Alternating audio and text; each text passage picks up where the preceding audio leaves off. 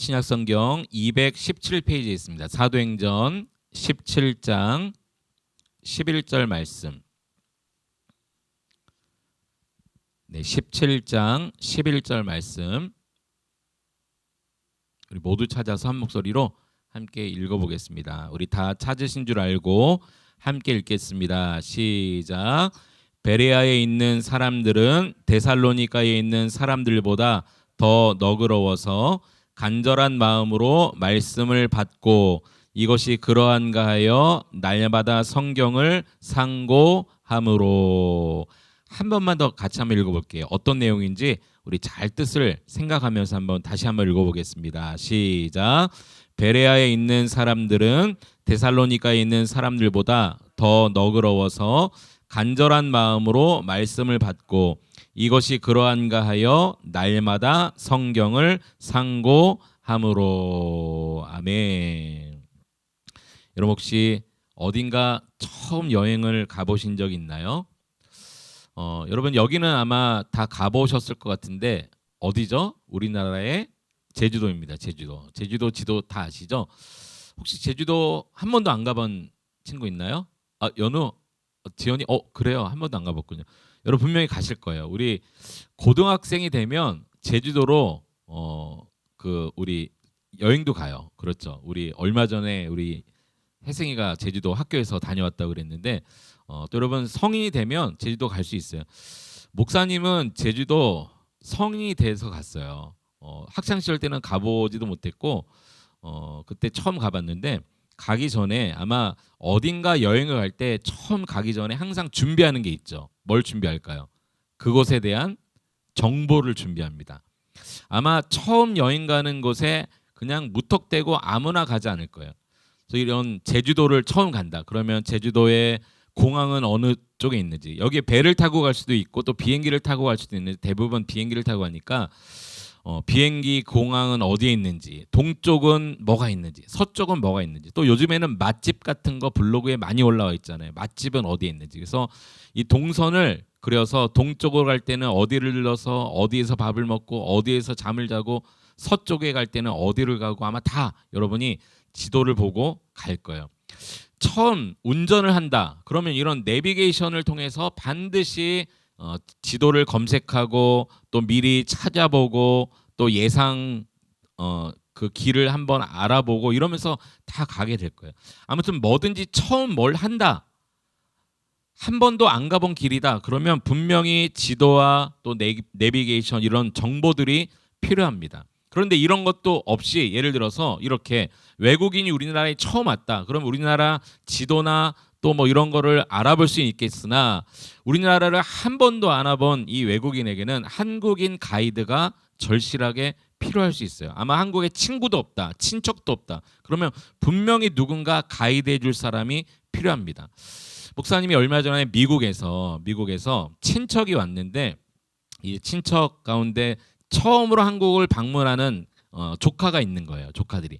그래서 그들을 데리고 한국에 어디를 보여줄까 하다가 한국 문화를 제대로 보여줄 수 있는 경복궁을 데리고 갔어요.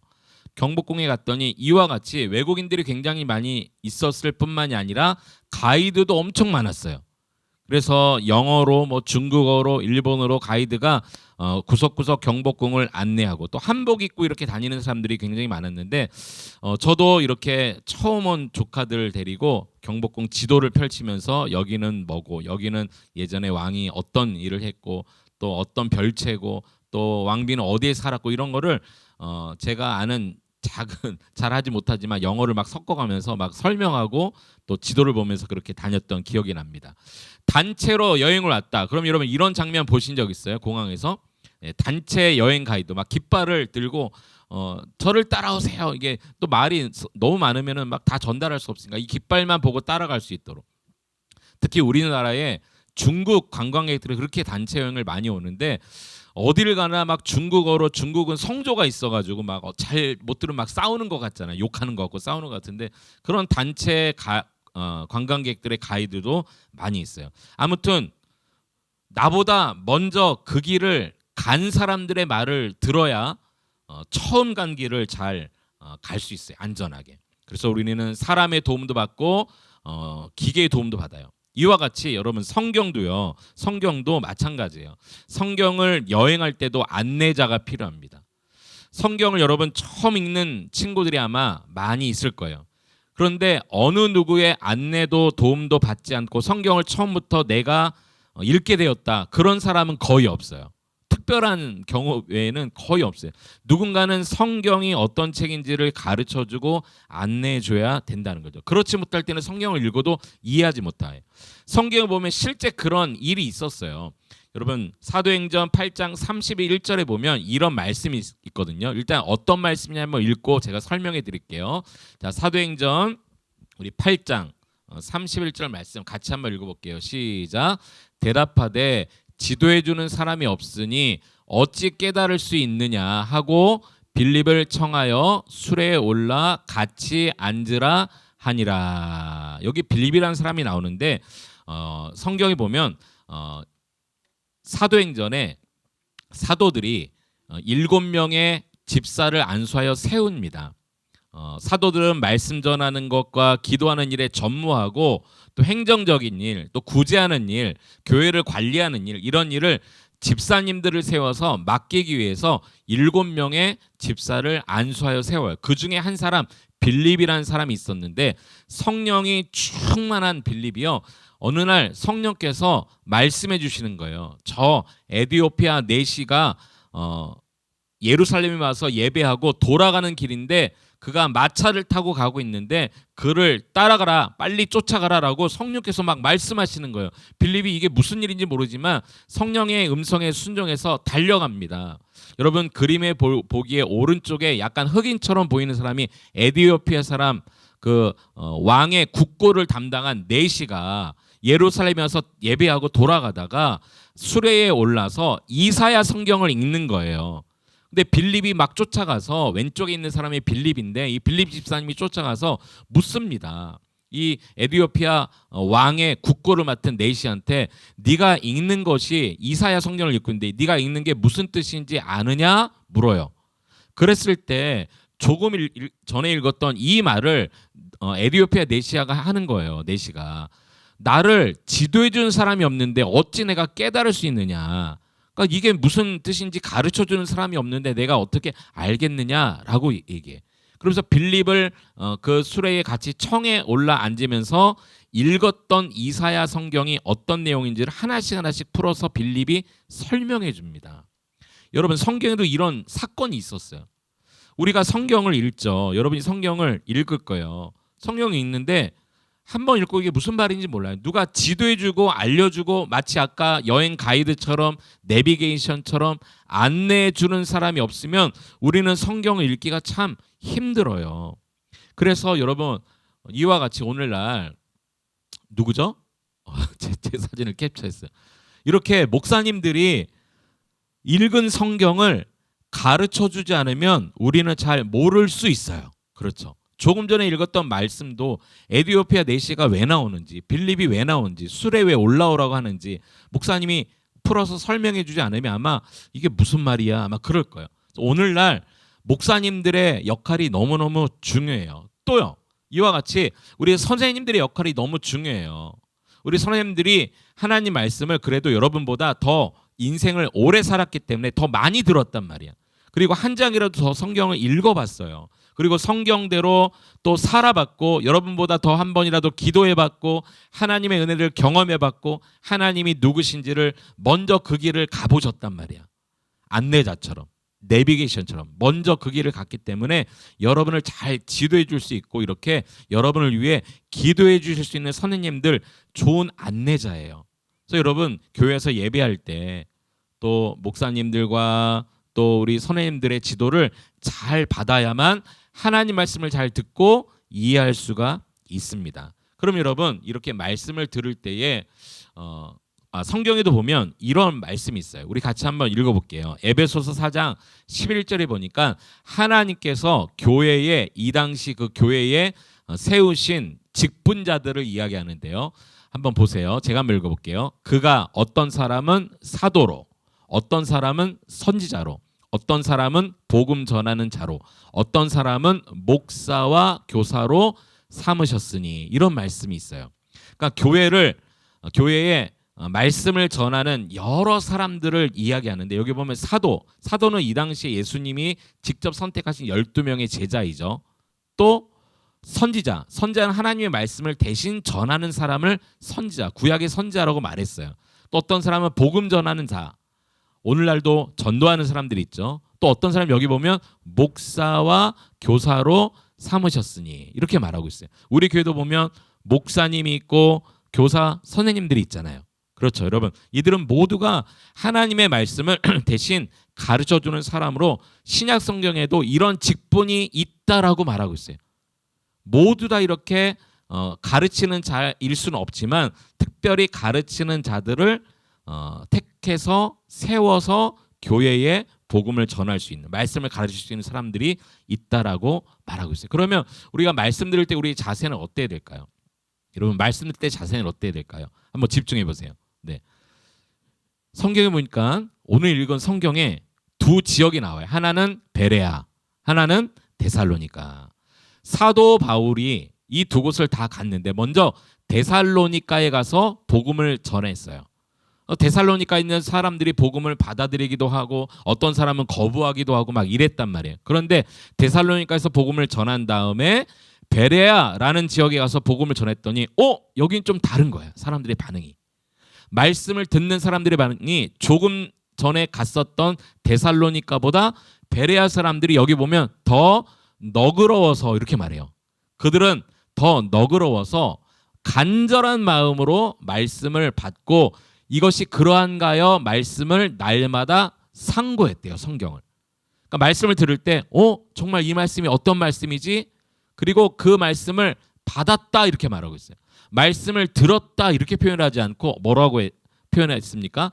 받았다는 거예요. 받았다.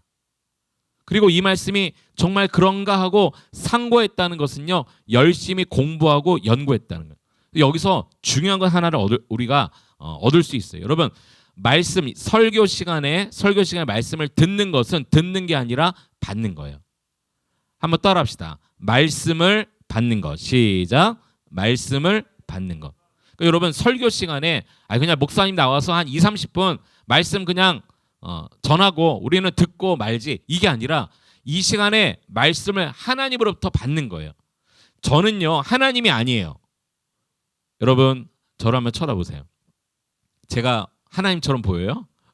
절대 아니죠. 저 하나님이 아니에요. 제가 하나님이면 이단이에요.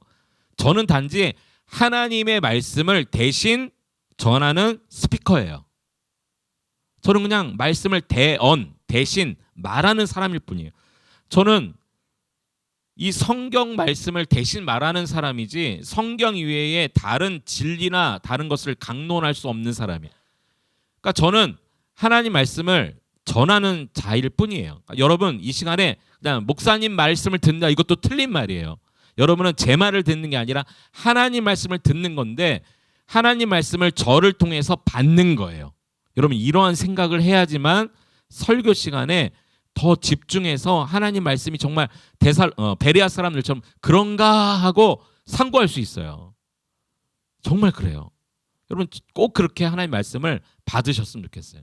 자, 여러분, 질문 드립니다. 이 말씀은 누가 주시는 거예요? 1번 목사님, 2번 하나님. 누가 주시는 거예요? 하나님이 주시는 거죠. 그러니까 여러분, 말씀은요, 그냥 듣고 마는 게 아니에요. 말씀은 하나님으로부터 받는 거예요. 그런데 그 통로가 누구예요? 누구를 통해서 말씀을 듣게 하시는 거예요? 목사님이나 선생님을 통해서 말씀을 듣게 하시는 거예요. 그러니까 여러분, 목사님이나 선생님이 인간적으로 볼 때는 조금 부족해 보이고 연약해 보여도 우리와 똑같은 사람이지만 하나님의 말씀을 대신 말해주시는 분이기 때문에 하나님이 말씀을 내게 주시는 것처럼 들어야 돼요. 이렇게. 그리고 이 시간에 목사님을 통해, 선생님을 통해 말씀을 내가 받는다, 이런 마음으로, 이런 자세로 말씀을 들어야 돼요. 히브리서 4장 2절에 보면 이렇게 말씀하고 있어요. 그들과 같이 우리도 복음 전함을 받은 자이나 들은 바 그 말씀이 그들에게 유익하지 못한 것은 듣는 자가 말씀과 결부되지 아니함이라. 무슨 말이에요? 결부되지라고 말하고 있죠. 네, 결부시키지 아니함이라. 이게 무슨 말이냐면 말씀을 듣지만 그 말씀이 우리 가운데 유익을 주지 못하고 능력이 임하지 못하는 이유는 뭐냐면 그 말씀을 나와 결부시키지 않는 거예요. 그냥 목사님 말이고 선생님 말이고 이렇게 해버린다는 거죠. 예를 들어서 그러니까 그 말씀이 내 삶에 어떻게 연결되는가, 이 말씀을 하나님 나에게 지금 왜 주셨나, 이 말씀을 통해서 하나님 뜻이 뭔가라고 자꾸 생각하고 결부시키고 적용해 보려고 해야 그 말씀이 내게 유익을 주고 영향을 미치는데, 그냥 말씀을 들을 땐 듣고 또 내 삶은 막 살아가고 이렇게 하면 말씀이 더 이상 우리 가운데 역사하지 못한다는 거예요. 로마서 10장 17절도 보세요. 그러므로 믿음은 어떻게 생겨난다고 그래요? 믿음은 들음에서 생겨나고 들음은 그리스도의 말씀으로 말미암았느니라. 즉 하나님의 말씀을 들을 때 믿음이 생겨나는 거예요. 아까 듣는다는 것이 뭐라고 그랬어요? 받는 거라고 그랬죠. 여러분 다음 주일부터는 이러한 마음으로 이러한 자세와 태도로 하나님 말씀을 들으셨으면 좋겠어요. 설교는 듣는 게 아니라 뭐라고요? 받는 거예요. 하나님 말씀은 받는 거예요. 목사님과 선생님은 그저 통로일 뿐이에요. 하나님 말씀을 그래서 잘 대언해야 되는 거죠. 그래서 우리는 이 말씀을 들을 때 우리의 마음은 늘 아멘 이렇게 해야 돼요. 한번 저를 한번 따라해 봅시다. 아멘. 다시 한번요. 아멘. 아멘이란 뜻을 예전에 한번 알려드렸죠. 아멘이란 뜻이 어떤 뜻이라고 했어요? 내가 그렇습니다. 동의합니다. 나도 같은 생각입니다. 이게 아멘이에요. 목사님이 말씀을 증거할 때 내 마음에 와 부딪혔어요. 그리고 내가 그렇게 믿어져요. 정말 맞아요. 그러면 입으로 아멘 해야 되는 거예요. 마음으로 아멘 해야 되는 거예요. 우리 선생님들과 말씀을 나눌 때도 아멘 해야 되는 거예요. 정말 그렇습니다. 왜요? 그 말씀은 선생님과 목사님의 말이 아니라 하나님이 내게 지금 주시는, 내가 지금 받고 있는 말씀이기 때문입니다. 아멘 해야 되는 거죠. 이번 한 주간 이렇게 살았으면 좋겠습니다. 여러분 먼저 설교를 들을 때 또 분반 공부 시간에 그래서 잘 경청하십시오. 잘 경청하세요. 물론 여러분 이 시간에 좀 피곤해서 꾸벅꾸벅 졸 수도 있어요. 예, 이해합니다. 그러나 잘 들으려고 경청하려고 힘쓰는 거 너무너무 중요해요. 그 다음에 말씀을 가르쳐 주시는 분들에게 감사하십시오. 저에게 감사하세요 이런 말을 드리는 게 아니라 하나님의 말씀, 하나님의 놀라우신 말씀을 대신 가르쳐 주시는 모든 분들께 감사하는 마음을 갖자는 거예요. 여러분 분반 공부 시간에도 힘들고 짜증나는데 이거 뭐야 그렇게 하지 말고 우리 선생님들과 함께 한 자라도 한 번이라도 말씀을 더 들려주시니 너무 감사합니다. 그런 마음으로 분반 공부 시간도 보냈으면 좋겠어요. 마지막 세 번째는요, 말씀 듣는 시간에 딴짓하지 않는 거예요. 오늘 우리 학생들 말씀 듣는 태도가 참 너무 감사하고 고마워요. 그런데 어떤 때는요, 말씀 들을 때 눈은 나를 쳐다보는데 밑에서는 핸드폰을 이렇게 하고 있는 놀라운 기적을 일으키시는 학생들이 있어요. 와, 어떻게 이거를 하지? 보지 않고서. 네, 여러분 말씀은 아까 어떤 시간을 넣었어요? 하나님의 말씀을 받는 시간이에요. 받는 시간. 그 시간에 딴짓할 수 없어요. 그 시간에 딴 마음을 가질 수 없어요. 하나님의 말씀을 받는 시간이기 때문에. 이렇게 한 주간을 또 살아가고 오늘도 또 반별 모임을 잘 할 수 있는 여러분 되시기를 원합니다. 함께 이 시간에 기도할게요.